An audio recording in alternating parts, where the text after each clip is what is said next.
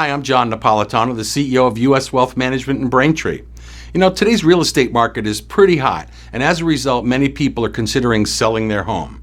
While this might be a good time to do so, consider these important factors before getting swept up in the hysteria of a seller's market.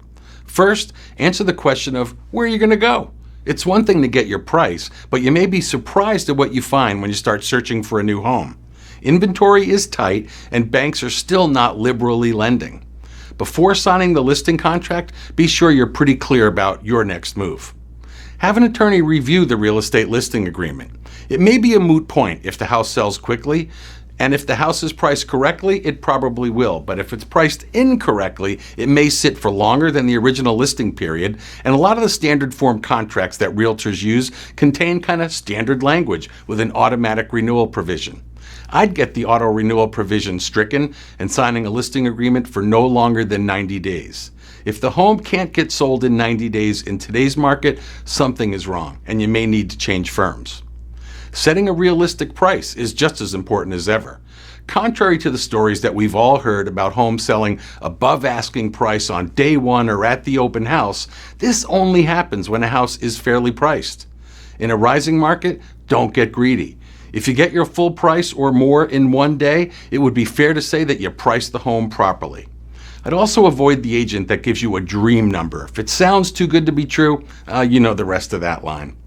And then I'd carefully evaluate any fix-up or home repairs that are necessary.